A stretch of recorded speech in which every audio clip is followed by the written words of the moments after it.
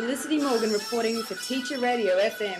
News just in. A confrontation is underway between teacher education groups in Sydney. We cross now to Rachel Random reporting live from the scene. Yes, thanks Felicity. Rachel Random here reporting from Board of Studies headquarters. More than 50 teachers have converged here and a loud demonstration is taking place. For weeks now, debate has been raging over a math skills website called Mathletics and a reading development website called Reading Eggs. They have both been nominated for Educational Website of the Year, but many teachers are questioning just how meaningful this learning really is. I'm joined in the studio now by David Jonathan, the educational expert whose theory of mindful learning and its relationship to technology is underpinning the debate. David, can you explain briefly what your theory is all about? Yes, Felicity. Thanks for having me. For teachers to create a meaningful learning experience, they need to keep learning active.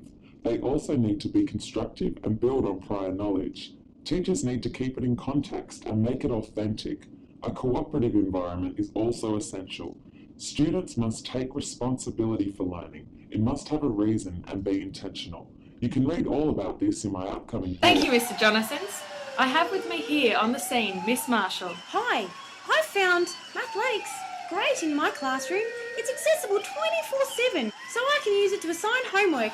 The kids really enjoy the interactivity and be involved in a global program. The software enables the teacher to assess learning because it records their progress, so I can focus on the areas of what's really needed. The program allows my students to work at their own pace, and practice does make perfect.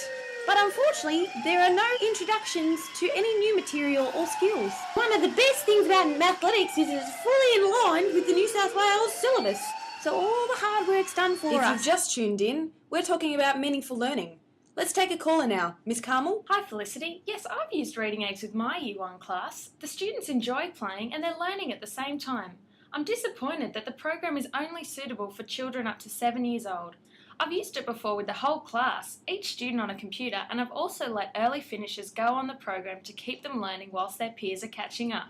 It's great, as they can go ahead at their own pace. What do you say to those critics, Miss Carmel, who think the programs don't really engage students in meaningful learning? Well, I'd agree with them to some extent. The main learning that occurs is through drill and practice. Some new concepts are introduced to students, but I feel that learning with the program alone would be insufficient, but it is a good addition to reading practice in the classroom and at home.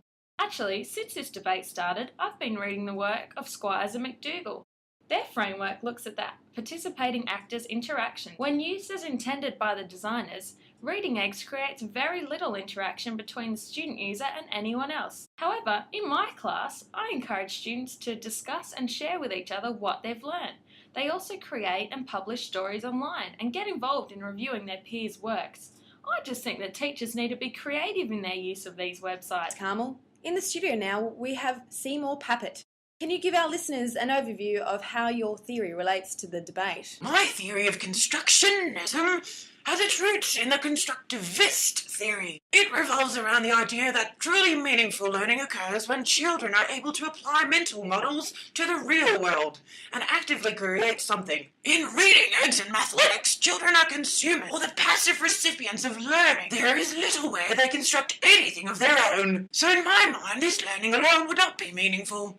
Most questions have only one correct answer, with little room for creativity involved. Thanks for your time, Seymour. The switchboards are lighting up. Let's take another caller. Hi, I'm familiar and a big fan of Mr. Jonathan's work. Mr. Jonathan states that cooperation is a key element in learning if it is to be meaningful, but I just don't see it in these games. I'll admit that on occasion kids work together in athletics, but it is more competitive than cooperative. I don't know why students can't work in teams or have the opportunity to write their own problems.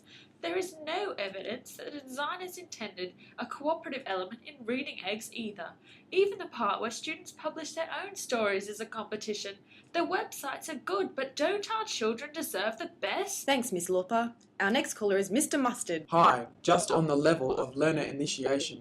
My son has a Reading Eggs account, and as far as having responsibility for his own learning, I find it quite limited. He is engaged by the aesthetics, but it is too prescriptive and repetitive, I find. Mathletics is better in this regard because students can select the areas that they want to focus on.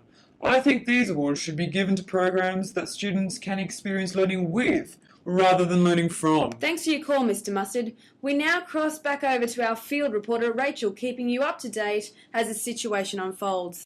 I've got Pat Flowers with me, one of the awards panellists. For her own protection, security has just escorted Pat to her car, and we've caught up with her here in the car park. Pat, you've been criticised by many educators over these websites. Do you have any comments? Look, the panel maintains that learning occurring for children when playing these games is authentic. Reading eggs has been developed so that as learners progress, they're able to read sentences quickly and apply learning to the real world. Mathletics also relates to real-world skills, with problems relating to money and financial literacy, as well as concepts surrounding telling the time. It's not all just about times tables and abstract sums. Thanks, Pat. That's the latest from here. Back to you, Felicity. So it seems opinions are divided on these controversial websites. So give us a call on 1800 979 364 and tell us what you think.